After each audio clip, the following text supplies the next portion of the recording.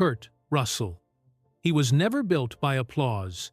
He was built by endurance. Kurt Russell didn't just survive Hollywood, he outlasted it. From stolen childhood and broken dreams to cult legends, great love, and earned peace, his story isn't about fame at all. It's about a man who lost everything the world expected of him and still found a life he could be proud of. This is the legend you never truly knew: the battles, the scars, and the quiet strength that made him unforgettable. Greatness doesn't always roar, it survives. Some people spend their whole lives chasing attention, but a few prove their strength in quieter ways. Kurt Russell is one of those rare people. His story is not just about fame, money, or Hollywood success. It is about a man who worked, struggled, and kept moving forward even when life pushed him down. Many actors rise fast and disappear, but Kurt endured for more than 6 decades because his success was built on discipline, loyalty, and commitment, not noise. People saw him as a hero on screen, but his real strength was in the life he lived away from cameras. He did not have an easy path. From a young age, he learned that dreams have a cost, and nothing comes for free. Hollywood gave him a career, but it also took pieces of his childhood, his freedom, and, at times, his peace. Audiences only saw the smile, the action roles, and the confident man on posters. They did not see the pressure, the sacrifices, or the nights when he questioned his path. Behind every achievement, there was a personal battle that most people never knew about. His journey shows the difference between image and reality. The world often creates a myth around strong men, calling them fearless or unbreakable. But real strength is not about being untouched by pain. It is about standing up again and again, even when life feels heavy. Kurt Russell became a symbol of endurance because he never stopped working on himself. He stayed grounded, protected his family, respected his craft, and chose privacy over publicity. In a place like Hollywood, where many lose themselves, he found a way to remain whole. His story also reminds us that success is not one moment. It is a lifetime of choices. There were times when his career faded, when he felt lost, and when opportunities disappeared. Yet, each time, he rebuilt. He did not shout or demand attention. He simply proved himself through his work and through the life he built with the people he loved. Today, when people look back at his legacy, they see more than movies. They see a life that earned respect through patience, sacrifice, and quiet strength. But the price of becoming unbreakable was paid in silence, and it began before he ever had a choice. Before he became a hero, Hollywood cast him as a possession. Long before fame shaped his image, Kurt Russell was simply a young boy trying to understand the world around him. He was born into a home that was loving but never slow. His father, Bing Russell, believed in discipline and purpose. He was a working actor and a former baseball player, and he lived by a simple rule: nothing in life is handed to you. He raised Kurt to wake up early, shake hands firmly, look people in the eye, and never complain. His mother, Louise, balanced that toughness with kindness. She was gentle, patient, and supportive, reminding her children that love and grace must exist alongside hard work.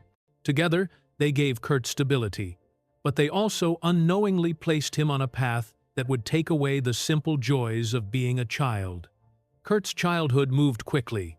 While other boys spent their afternoons riding bikes, scraping their knees, and getting into harmless trouble, Kurt's days were filled with rehearsals, auditions, and long hours under studio lights. At an age when most children were learning how to make friends and discover hobbies, he was already learning how to stand on his mark, memorize lines, and perform on cue. He was only a boy, but he was expected to think and act like a professional. People around him smiled and praised him, but they didn't see the pressure that came with being the talented kid. Every success brought more expectations, and every mistake felt heavier than it should for someone so young.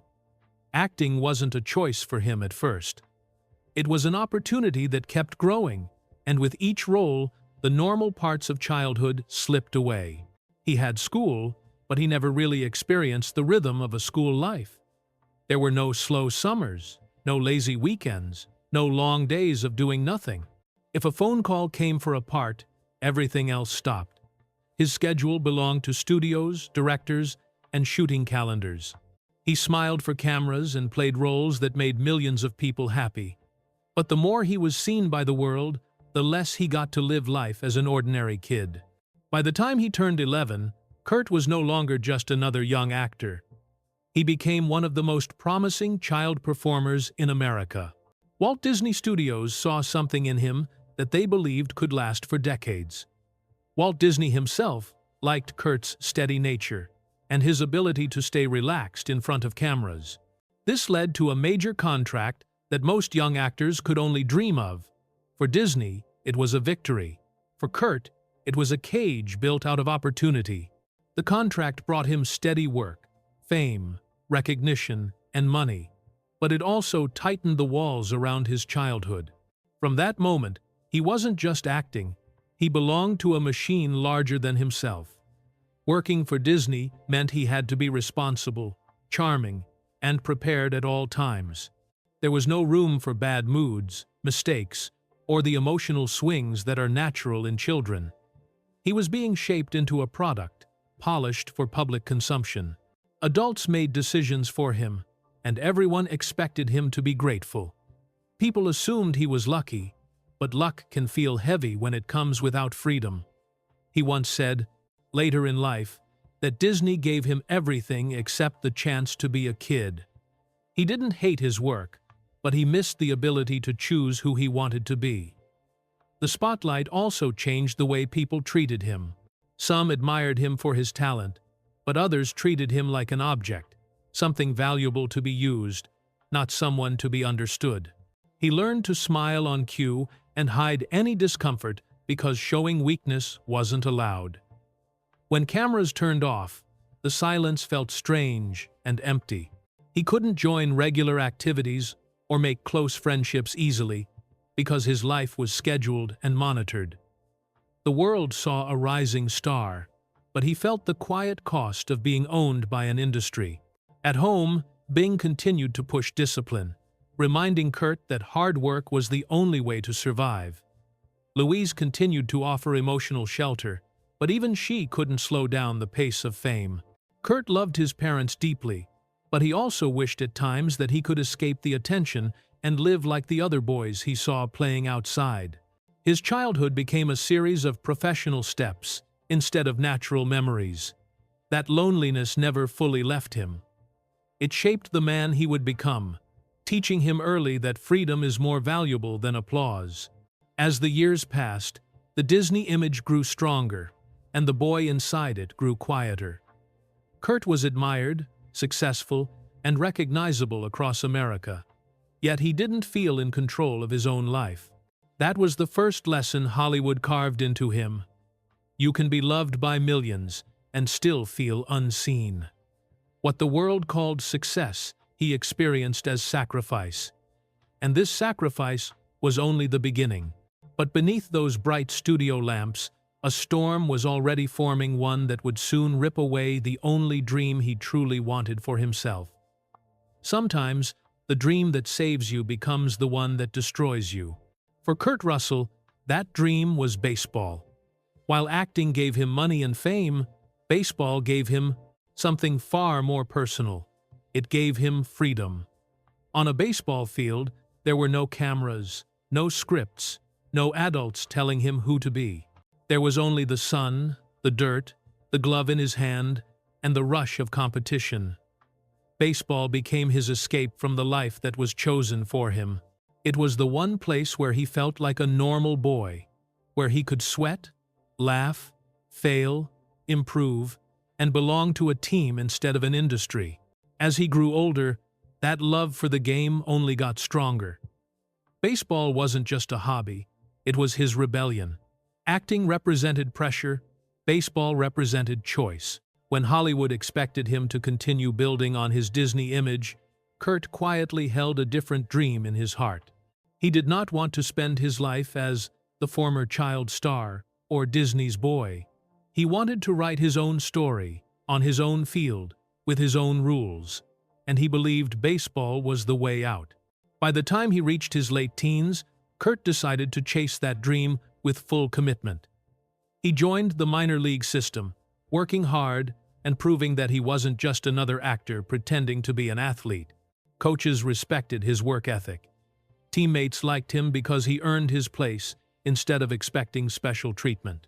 He trained like a man who had something to prove, waking up early, staying late after practice, and focusing on every detail from footwork to swing timing. On the field, he didn't want to be known as Kurt the actor. He wanted to be Kurt the ball player.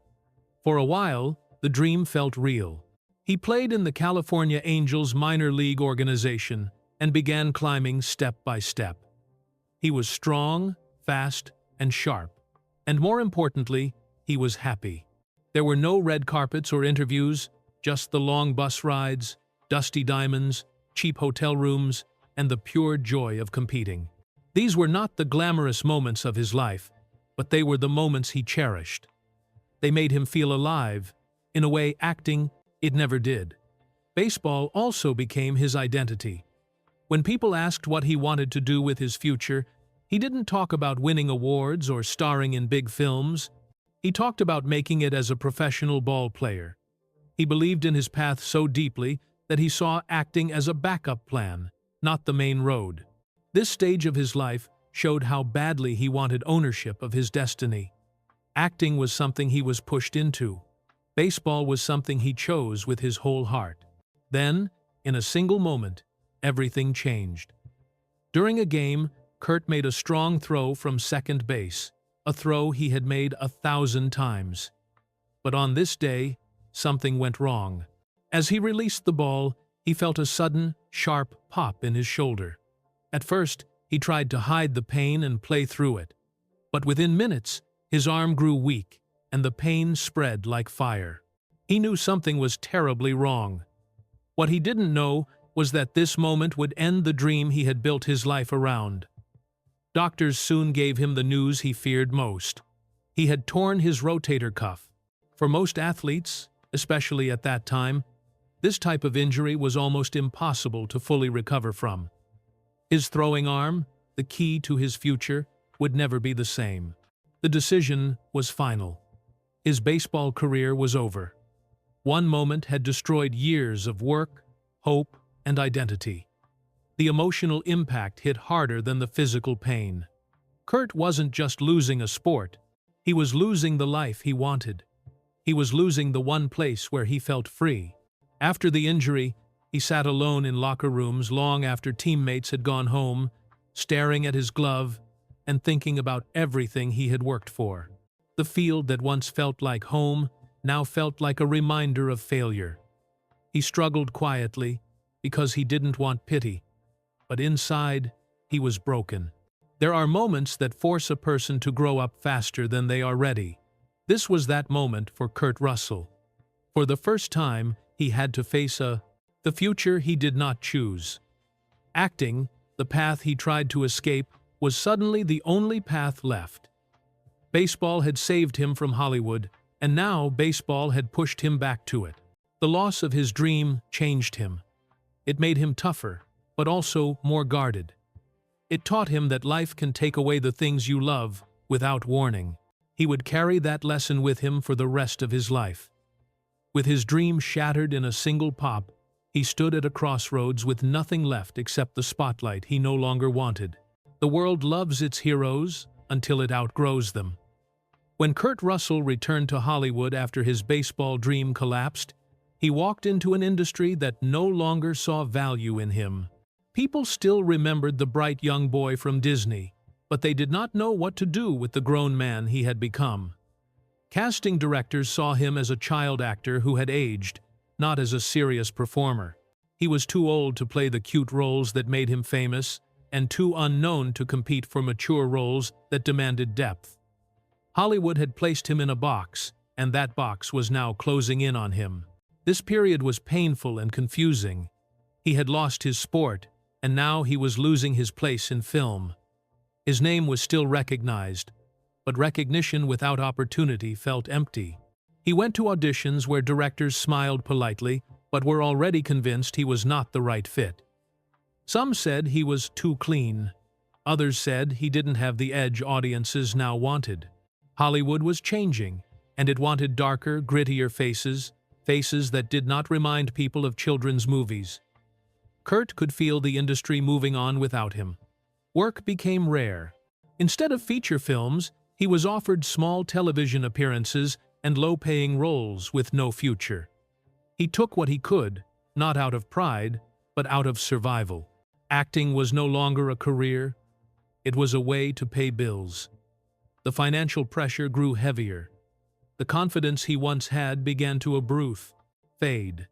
He went from being a rising young star to a man sitting by the phone, waiting for someone to give him a chance. Hollywood, which once followed his schedule, now barely remembered his name. This loneliness did not just affect his career, it entered his personal life as well. Friends moved on, and the attention he used to receive disappeared. He spent long nights questioning who he was, without baseball and without steady work. Fame had given him visibility, but now that it was gone, he realized how few people truly knew him. The applause that once filled rooms had been replaced by silence. It was a silence that forced him to face himself. But instead of breaking, Kurt chose to learn. He made a decision that would save his future. If Hollywood wouldn't take him seriously, he would become an actor they could not ignore. He stopped chasing fame and started studying the craft. He watched performances, practiced techniques, studied scripts, and focused on understanding characters on a deeper level. He realized that talent might open doors, but skill keeps them open. This mindset shift changed everything. He became a student again, rebuilding himself role by role, line by line. He accepted smaller projects, not for fame, but for growth. On sets, he observed directors, watched how cameras moved, and learned what made a scene powerful. He trained his mind the same way he once trained his body for baseball, with routine, discipline, and patience. Slowly, he rediscovered his purpose, not as a star, but as a craftsman. This quiet work would become the foundation of the actor he was destined to be. Even though money was tight and recognition was low, there was one thing he never lost: his work ethic.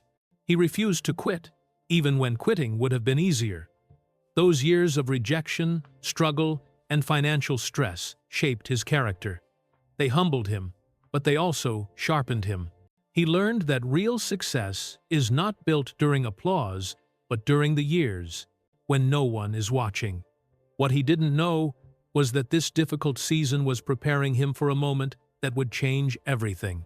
Just when it seemed like his career had reached a dead end, when the silence felt permanent, fate finally knocked. Then, one phone call would resurrect not just his career, but something burning inside him. To play a legend, he had to confront his own ghosts. When Kurt Russell got the offer to play Elvis Presley in a 1979 TV film, it didn't feel like just another acting job. It felt like a test. Hollywood had ignored him for years, and now he was being asked to play one of the most iconic men in American history. Elvis was more than a singer.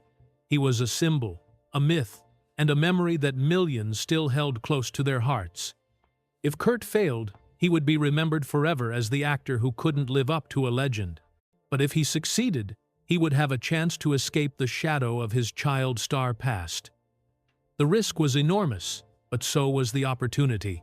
This project also brought someone into his life who would change everything: director John Carpenter. Carpenter saw something in Kurt that others had stopped seeing. He didn't look at Kurt and see the Disney kid. He looked at him and saw a man capable of intensity, vulnerability, and emotional weight. From their very first conversations, Carpenter treated Kurt like a serious actor, not a faded name. That respect gave Kurt something he had been missing for years: a chance to prove his real ability. To play Elvis truthfully, Kurt had to dig deep. He studied the singer's voice, gestures, and emotional struggles. But more importantly, he connected with the loneliness behind the fame. Elvis had lived a life that looked perfect on the outside, but was filled with pressure and isolation on the inside.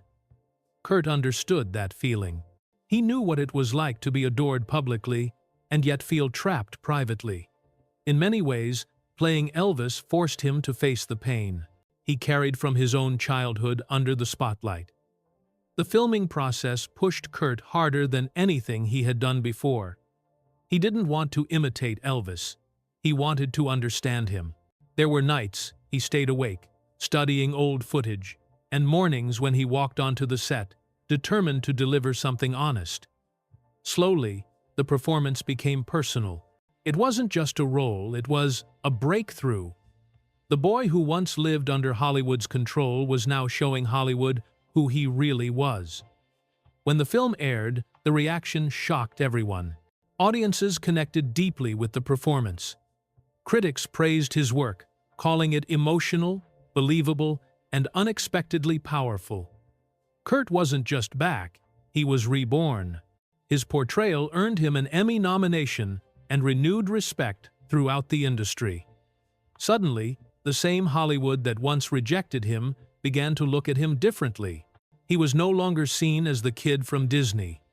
He was a leading man with range, emotion, and presence. For Kurt, this moment was more than professional success. It was emotional victory.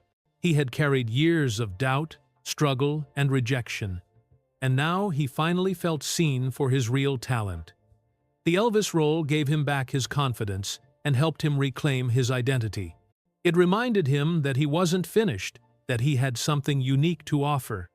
And it confirmed that all the years he spent studying his craft had been worth it. The partnership with John Carpenter also became something lasting. Carpenter believed in Kurt, and Kurt trusted Carpenter. This connection would go on to shape some of the most defining roles of his career. The Elvis project didn't just revive him, it set the stage for the next chapter, one filled with bold characters, bigger risks, and unforgettable stories. But success has a way of tempting fate. Just as Kurt Russell began to rise again, Hollywood would soon test him harder than ever before. The victory that lifted him up, he would lead him straight into another storm, one that would threaten to destroy everything he had rebuilt. But the fire that brought him back would soon turn on him and try to bury him all over again. He stopped trying to fit Hollywood and became the man it couldn't ignore. After the success of the Elvis project, Kurt Russell finally had momentum again. But instead of chasing safe roles or trying to fit into the typical Hollywood image, he made a choice that would change everything. He decided to take risks. He did not want to be the clean-cut hero or the familiar face people expected. He wanted to create a character that no one could forget, someone sharp, bold, and unpredictable. This decision led him back to John Carpenter, the director who believed in him when others didn't. Carpenter had a vision for a film called Escape from New York, set in a dark future where Manhattan had become a massive prison. He wanted Kurt to play Snake Plissken, a one-eyed criminal anti-hero who was nothing like the roles Kurt had played in the past. Snake was dangerous, silent, rebellious, and mysterious. He wasn't a clean hero. He wasn't lovable. He wasn't someone the audience was supposed to admire easily. Instead, he was the kind of character who drew people in because of his quiet strength, calm anger, and unshakable presence. For Kurt, this was exactly what he needed. Playing Snake Plissken was his chance to destroy the image that had followed him since childhood.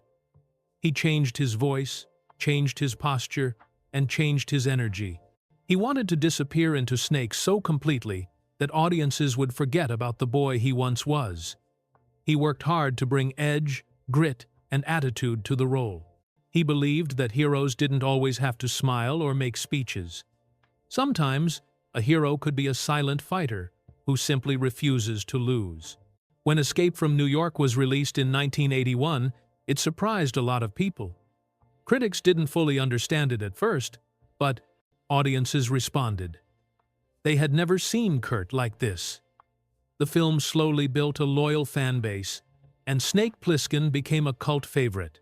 Young men began to copy the character's look, quoting his lines and imitating his voice. Kurt Russell had created an anti-hero that felt real, raw, and unforgettable. This was the beginning of something bigger. The Carpenter-Russell partnership became one of the most interesting creative bonds in Hollywood at that time. Together, they took risks that other actors and directors were afraid to take. They didn't chase approval, they chased originality. They believed that cinema should challenge audiences, not just entertain them, and that mindset led to a series of bold films that pushed Kurt further into his own identity as a performer. Snake Plissken also helped shape a new kind of masculine archetype on screen. Before this, many Hollywood heroes were clean, polished, and predictable. Snake was different. He was scarred, silent, and morally complex. He wasn't motivated by fame, honor, or applause. He simply wanted to survive on his own terms. This character became a symbol of a new kind of toughness, one that didn't need to explain itself. Kurt Russell became the face of this attitude, and it set him apart from other actors of his generation. Because of the success of Snake Plissken, Kurt gained confidence in choosing roles that were risky and creative instead of safe and traditional. He was no longer afraid of being misunderstood. He cared more about doing work that challenged him. Carpenter encouraged this side of him, and together they looked for stories that were bold, strange, or emotionally heavy. Kurt didn't want to be trapped in one category ever again. He wanted range, and he wanted freedom. Over the next few years, Kurt continued to pick roles that broke expectations. He didn't try to be the typical Hollywood leading man. Instead, he built a reputation for unpredictable choices. Fans respected him for that. They trusted that if Kurt Russell was in a film, it would be something different, something with personality, attitude, or heart. Even when films didn't perform immediately, they earned long-term loyalty from viewers who loved characters that felt human and flawed. This period of his career also strengthened his personal belief that success doesn't always show up right away. Some films are appreciated slowly. Some characters are understood only with time. He learned to value the long game, not the quick reward. That mindset would help him later, when some of his most important work would be judged harshly at first. By reinventing himself as an anti-hero, Kurt Russell broke away from the limits that Hollywood had put on him. He showed that he could be tough without being shallow, quiet without being weak, and rebellious without losing authenticity. Snake Plissken gave him a new identity, one that belonged entirely to him, not to a studio or a childhood contract. He had finally escaped the image that once trapped him. He was no longer the boy the industry remembered. He was the man it could no longer ignore. But the journey of reinvention didn't stop there. Pushing boundaries also meant exposing himself to bigger risks. And Kurt was about to take the biggest creative gamble of his career alongside Carpenter, a project he believed in completely. He thought it would lift him even higher and prove his range once and for all. He gave it everything. But Hollywood can be cruel, and success never comes without danger. His boldest gamble, the one he believed in most, would explode in his face. The film that should have crowned him came to crucify him instead. After the success of Escape from New York, Kurt Russell and John Carpenter believed they were ready to create something even bolder. They poured their energy into The Thing, a science fiction horror film with intense emotion, dark themes, and groundbreaking practical effects. Kurt played R.J. MacReady, a man trapped in isolation, paranoia, and fear. He delivered one of his most controlled performances, showing a quiet strength that matched the film's atmosphere. When the project was finished, both he and Carpenter felt they had achieved something powerful, something that could define their careers. They expected debate, maybe even shock, but they also expected respect. They believed this film would take them to the next level. Instead, it knocked them to their knees. When The Thing was released in 1982, the timing could not have been worse. Audiences had just fallen in love with E.T., a warm and hopeful story about an alien. In comparison, The Thing was cold, brutal, and unsettling. Critics attacked it fiercely. They called it disgusting, soulless, and empty. Some even referred to it as one of the worst films of the year. Newspapers mocked the story, questioned Carpenter's vision, and dismissed Kurt's performance without mercy. The box office numbers were painful. The movie lost money, and it damaged both of their reputations overnight. For Kurt, the impact went beyond reviews. It felt personal. He had taken a risk to show his depth, his range, and his seriousness as an actor. Instead of praise, he faced rejection all over again. Hollywood, which had just begun to accept him as a serious leading man, suddenly lost confidence in him. The phone, which had started ringing again after Elvis and Escape from New York, went quiet. Offers slowed. Meetings disappeared. The industry turned cold, just like the world he portrayed in the film. The emotional effect on Kurt was heavy. After years of struggle, rebuilding, and fighting for respect, it felt like someone had pulled the ground out from under him. The fear of his Disney past, returning the fear of being dismissed, underestimated, or forgotten, came rushing back. But this time, the hurt was deeper, because he had believed so strongly in the work. He knew The Thing wasn't a shallow movie. He knew how much craft, detail, and care had gone into it. Yet most people refused to see its value. During this period, Kurt pulled back. He was never the type to cause a scene or defend himself loudly. Instead, he chose silence. He stayed away from interviews, ignored the noise, and spent more time alone. He focused on his family, on simple routines, and on staying grounded. He didn't lash out, and he didn't complain, but the disappointment stayed with him. After losing baseball, he had rebuilt himself once. Now, he had to find the strength to do it again. However, in the middle of this painful moment, something important began to happen slowly, quietly, and out of sight. The Thing did not disappear. A small but passionate group of viewers recognized its depth and originality. They watched it again and again, understanding what critics had missed. Over the years, that small group grew. Fans began calling The Thing one of the smartest and most intense science fiction horror films ever made. Directors, writers, and film students started studying its structure, its mood, and Kurt's performance. What had once been called trash was now being studied as a masterpiece. Kurt didn't know it yet, but the film that once crushed him would eventually become one of the strongest pillars of his career. But that future praise was still far away. In the moment, all Kurt could feel was the weight of failure. Hollywood judged quickly, and it moved on even faster. He knew that if he didn't take control, his career could fade again. The memory of his earlier struggles returned clearly. He remembered what it felt like to wait for calls that never came, to sit in quiet rooms wondering what his future would be.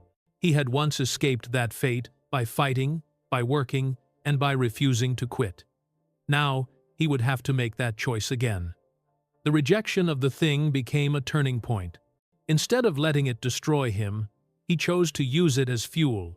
He accepted that Hollywood approval was temporary, but real skill and real character were long-lasting. He told himself that one film, even a failure, would not decide his legacy.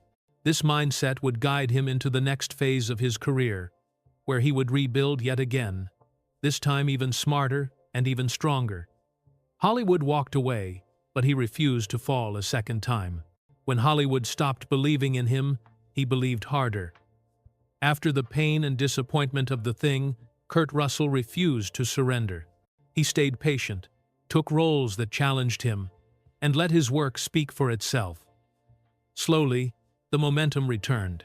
By the early 1992s, he began one of the strongest runs of his career, delivering performances that proved he could lead big films with confidence, control, and depth. This decade would become his warrior era years, defined not by awards, but by resilience, discipline, and undeniable presence on screen.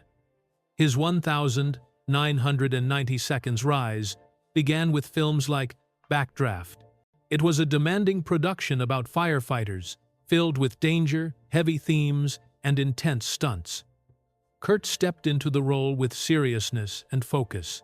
The set was difficult, and shooting fire scenes came with real risks. But he remained calm, steady, and respectful, earning the trust of cast and crew. He wasn't the loudest man on set, but people followed him because of his work ethic. Backdraft became a box office success and reminded Hollywood that Kurt Russell could carry a dramatic film with maturity and power. Then came Tombstone, the film that would define his 90 seconds legacy for many fans. Playing Wyatt Earp, Kurt brought quiet confidence, emotional weight, and a sense of moral strength to the role. Tombstone faced major challenges during production, including script issues and behind-the-scenes conflicts.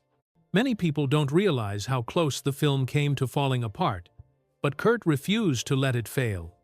He stepped up, helped organize the chaos, and protected the project through tough stretches. Even though he was not officially credited for it, several people later revealed that Kurt acted as the real leader behind the camera, guiding the film when direction was unclear. The result was a classic that audiences still celebrate today.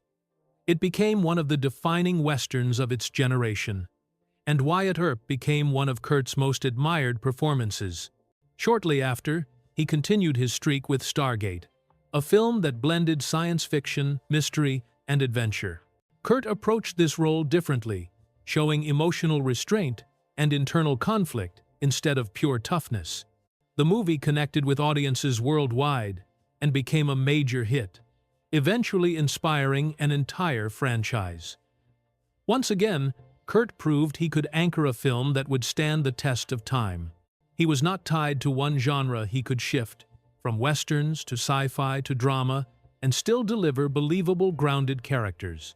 Throughout the 90 seconds, he worked with the intensity of someone who had something to prove. Yet, even at his peak, he stayed humble. His process never changed. Arrive on time, do the work, respect the craft, respect the crew. His co-stars often talked about his professionalism, saying he created a calm environment even when things around him were stressful. He didn't chase the spotlight or fight for attention. Leadership came naturally to him, not through ego, but through consistency and effort. In an industry known for chaos, his reliability became his strength. Despite his success in this era, awards and major honors never came. Hollywood praised him, audiences loved him, and his films made money, yet award shows continued to overlook him. For some actors, that might have turned into bitterness. For Kurt, it became motivation. He once said that awards are temporary, but work lasts.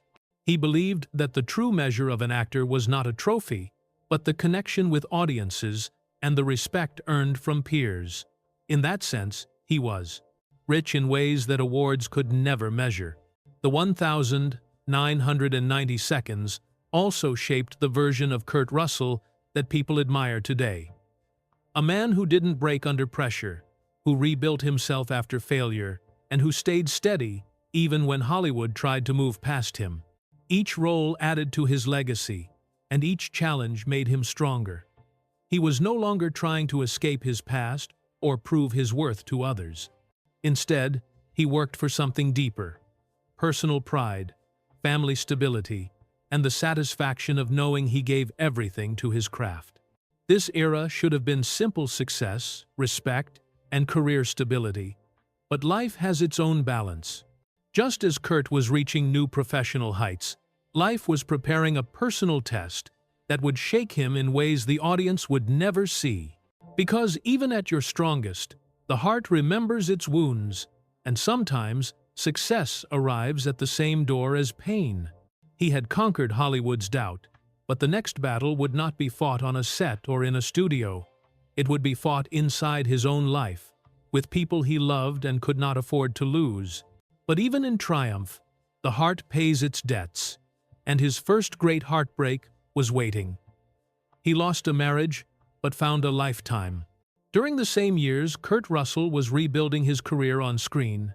His personal life was being tested in ways that left deep emotional marks. His first marriage, to actress Susan Hubley, began with hope and love. They connected while working together, and for a time, it felt like the beginning of a steady life. When their son Boston was born, Kurt was filled with pride and a genuine desire to be the kind of father he wished he could have had during his own chaotic childhood. But Hollywood is not a gentle place for young families. Busy schedules, long shoots, and the emotional distance created by constant travel slowly began to separate them. There was no dramatic scandal, no explosive ending, just two people worn down by a Brisas 5, a lifestyle that gave them almost no time to breathe or heal. The divorce hit Kurt harder than many people realize. He carried guilt for not being present enough, guilt for choosing work over peace, and guilt for seeing his young son grow up in a divided home. He tried to make the situation as calm as possible, choosing respect over arguments and comfort over conflict. He did everything he could to support Susan and be there for Boston, but no legal paper could erase the feeling that he had failed at building a family. That regret stayed with him, quietly influencing the choices he would make in the future. Then, fate brought him back into the path of someone he had met years earlier, Goldie Hawn. What began as a simple working relationship slowly grew into a connection neither of them expected. Goldie was already a mother, already famous, and already shaped by her own heartbreaks. She understood pain, pressure, and public judgment. She also shared Kurt's belief that love should feel like peace, not war. When they reconnected while filming Swing Shift in the early 1980 seconds, there was an instant sense of comfort between them, as if both had found a place to rest after years of emotional noise. Their connection deepened naturally. Kurt didn't try to impress her, and she didn't try to change him. He fit into Goldie's world with patience and sincerity, especially with her children, Kate and Oliver. Instead of trying to replace their father, he showed up quietly, helping, listening, supporting, and building trust, one day at a time. Kate and Oliver would later describe him not as a stepfather, but as the man who showed them what real consistency and love looked like. This acceptance formed the foundation of a blended family that felt whole, not broken. When their son Wyatt was born in 1986, the home they built together became stronger. There were no Hollywood rules, no publicity games, no pressure to prove anything to the world. They made a promise to build their relationship privately, protect their children from the spotlight, and choose family over fame. Their home became a place filled with routine and warmth, family dinners, inside jokes, road trips, and a shared effort to keep life simple despite their fame. One reason their love endured was their shared belief in freedom and respect. They chose not to marry, not because they didn't believe in commitment, but because they believed commitment should be lived daily, not proven by a document. To them, loyalty was an action, not a ceremony. They allowed each other space to grow, to work, to breathe, and to be individuals instead of property. That balance protected their bond from the pressures that had destroyed so many Hollywood relationships. Over time, Kurt and Goldie became symbols of stability in an unstable industry. They raised their children with structure and kindness, teaching them humility despite being surrounded by fame. They made sure their family life was rooted in laughter, communication, and honesty. There were arguments, struggles, and difficult seasons, but they faced them together, always choosing to stay and rebuild instead of walking away. Their love lasted not because it was perfect, but because they never stopped doing the work that love requires. By the 1990 seconds, while Kurt's career was soaring, he had finally built the personal life he once feared. He would never have a family that felt real, grounded, and unshakable.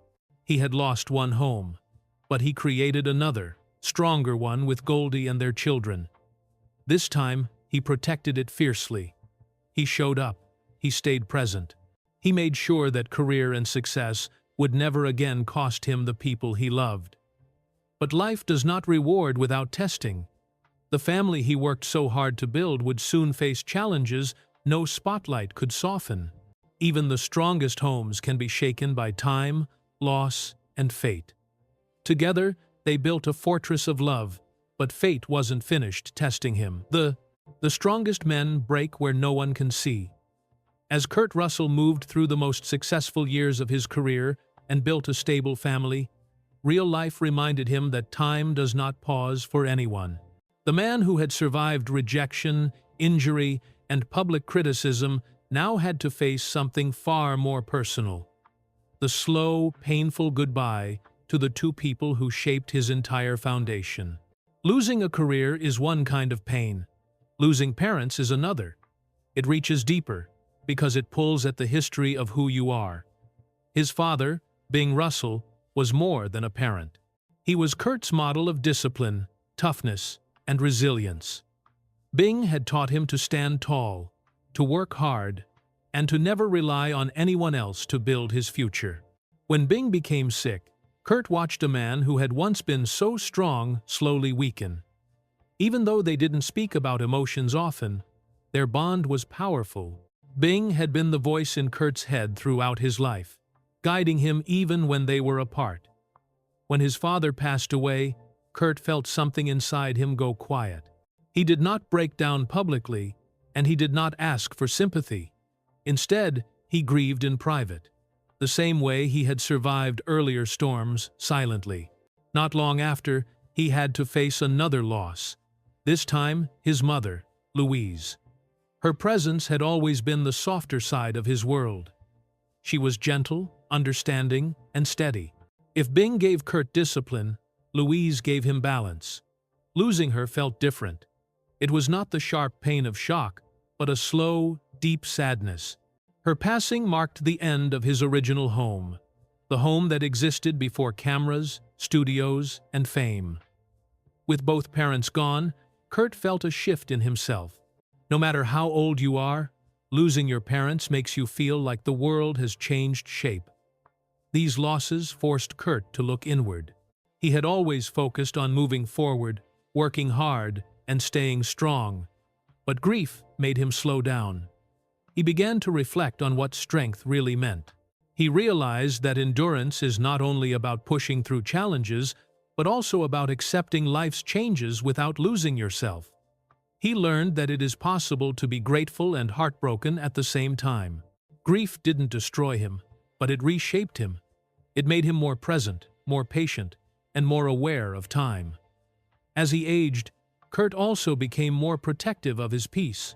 He spent more time with family, took breaks when he needed them, and valued small routines over busy schedules. He no longer felt the need to prove anything to Hollywood. His priorities shifted from achievement to connection. He focused on being a father, a partner, and a man who could offer stability to the next generation. The world saw him as tough, but his family saw the truth. He was a man who loved quietly and deeply. These years also changed Kurt's understanding of strength. When he was younger, strength meant fighting, working harder, and refusing to quit. But with age, he discovered another side of strength, knowing when to slow down, when to let go, and when to accept that some battles cannot be won with force. He learned that strength can also mean softness, the ability to feel, to remember, and to keep living with an open heart, even after loss. Through all of this, Kurt stayed grounded. He did not become bitter or hardened. Instead, he became wiser. He understood that life gives and life takes, and no one, not even the strongest, can escape that truth. What matters is how you continue after the loss.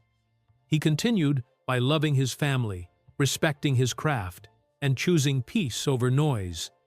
But life was not finished testing him. After facing grief, age brought a new challenge, one that no amount of discipline could fully control. The body that had carried him through stunts, long days, and demanding roles began to show its limits. And then, the final battle arrived not on a set, but inside his own body. The body age's legend doesn't. After decades of pushing himself through long shoots, stunts, exhausting travel, and physical strain, Kurt Russell finally reached a point where his body demanded a pause. The man who once ran, jumped, rode horses for hours, and survived countless action scenes began to feel the cost of a lifetime spent in motion. His hip, worn down by years of stress and old injuries, became a constant source of pain. It wasn't the kind of pain you could hide with strength or ignore with stubbornness. It followed him when he walked, when he sat, and even when he tried to sleep. Eventually, doctors told him what he didn't want to hear. He needed surgery, and he needed it soon. The idea of surgery forced Kurt to face a truth he had avoided for years. His body could no longer carry the weight the way it once did. He had always relied on his toughness to get him through everything, from baseball dreams to Hollywood pressure. But toughness could not fix bone and tissue. The day he entered the hospital for hip surgery, he wasn't thinking about fame, audience expectations, or film sets. He was thinking about how quickly time moves, and how one day you wake up and realize you're not the same unstoppable force you once were. Recovery was slow, uncomfortable, and physically humbling. Kurt had to stay quiet, rest, and let his body heal. For someone who spent his whole life working, moving, building, and pushing forward, stillness felt like a test all on its own. The spotlight was gone, the noise was gone, and the world continued without him. Yet, in that silence, he began to see something clearly. Life is not measured by how hard you push, but by how fully you live. As he recovered, Kurt accepted that slowing down was not failure. It was a new chapter. He learned to listen to his body instead of fighting it. He discovered peace in smaller routines, family time, slow mornings, fresh air, and simple conversations. He didn't need to run at the same speed anymore. He didn't need to prove anything. He had already earned his place, not through awards, but through a career built on endurance, honesty, and consistency. This period taught him that aging is not the enemy. It is a mirror. It shows who you are when everything else is stripped away. Kurt chose gratitude instead of anger, acceptance instead of denial. He learned that real strength is not found in how long you can fight, but in how gracefully you can accept change. The surgery marked the end of one era and the beginning of another. He could no longer live as the unstoppable action hero his audience remembered, but he could live as something better. A man at peace with his journey, his body, and his time. But when the storms finally cleared, something greater remained. The richest life is the one you can live quietly. By the time Kurt Russell reached the later chapters of his life, he no longer chased applause, attention, or the constant movement that defined his younger years. He had earned enough, achieved enough, and survived enough to finally live life on his own terms. His success showed itself not in trophies or headlines, but in peace, stability, and the freedom to wake up each day without pressure. While many celebrities bought louder lives, Kurt built a quieter one made of land, family, and purpose. Over the years, he and Goldie Hawn invested in ranches and properties that became their private sanctuaries. Their Colorado ranch, surrounded by mountains, horses, and open skies, reflected what Kurt valued most: nature, privacy, and simplicity.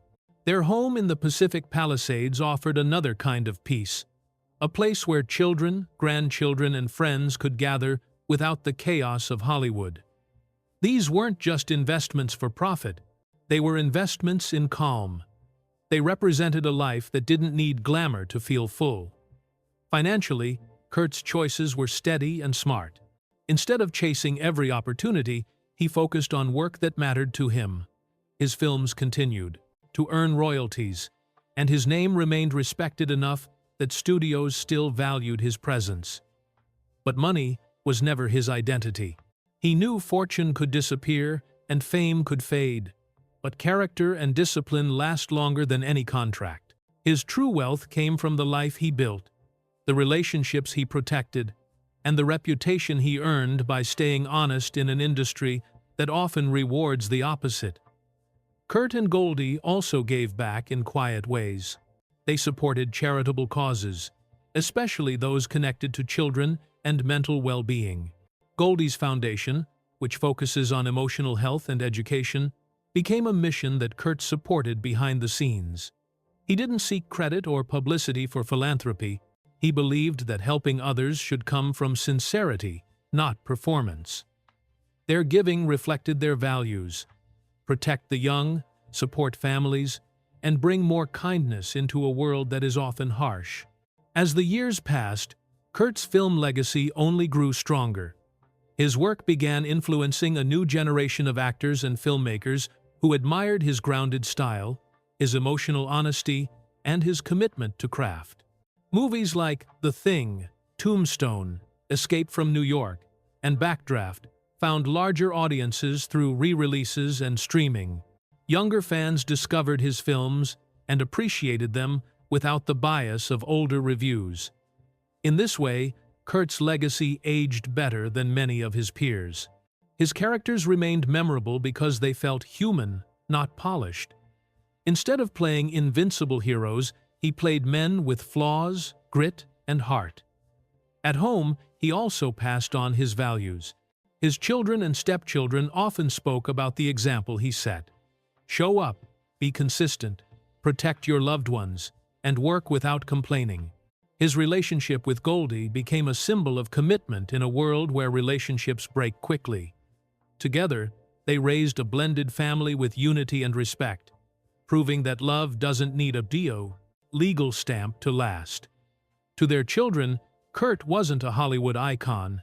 He was a steady presence, a teacher, and a source of strength. With time, Kurt found meaning in the stillness he had once resisted. When he was young, silence felt like failure. As he grew older, silence became home. He enjoyed slow mornings, quiet walks, and moments without expectation. He no longer measured his days by productivity or pressure. Peace replaced ambition, gratitude replaced urgency, and clarity replaced fear. He understood that life is not about winning every battle, but about ending with a heart that is still open and a life that still feels true. Kurt Russell's legacy, in the end, is not just in his movies, his financial success, or his fame. It lives in the kind of man he chose to become. He survived the machine of Hollywood without losing himself. He built a family without letting ego destroy it. And he earned a life that feels whole, not loud. His story proves that the greatest victory is not applause. It is a life that gives you peace when the applause is gone. He rose, he fell, he rebuilt, and he endured. And now, in the quiet he always deserved, his life stands as proof that strength is not about how long you fight in public, but how honestly you live in private. And in that quiet, one question remains the only question that truly matters. His greatest role wasn't on film, it was his life. When people look back on Kurt Russell's journey, they often remember the characters, the quotes, and the films that shaped generations. But the real story, the one that mattered most, was never written in a script or captured on a screen. It lived in the choices he made when no one was watching. He showed that strength can be steady instead of loud, and that endurance can be gentle instead of angry. His life reminds us that success is not about staying in the spotlight forever. It's about staying true to who you are, even when the world tries to turn you into something else. Kurt's path was never easy. He lost dreams, survived rejection, and carried pain quietly. Yet, he never let bitterness define him. Instead, he built a life filled with meaning, family, loyalty, discipline, and peace. He proved that you don't need trophies to be fulfilled, or endless attention to matter. What you need is purpose. What you need is the courage to keep going, even when your story changes in ways you never asked for. His journey teaches us something universal. You can fall and rise again. You can lose what you thought your life would be and still build something beautiful from what remains. You can face grief, aging, and change without letting them break you. And you can choose love every single day as your greatest legacy. In the end, Kurt Russell didn't just entertain the world, he outlasted it. Not with noise, but with consistency. Not with perfection, but with authenticity. His life stands as a reminder that the quiet victories are often the ones that matter most. The moments with family, the peace you earn, the person you become. If his story reaches anyone, it's for this reason. No matter where you are in your journey, there is still time to build a life that feels true. You don't need applause to be proud of who you are. You don't need permission to start again. You just need the will to keep moving and the heart to keep loving. Kurt Russell lived that truth. And because he did, his legacy will outlast the lights, the roles, and the years. His greatest work was never a movie. It was a life lived with purpose and a peace he earned, one choice at a time.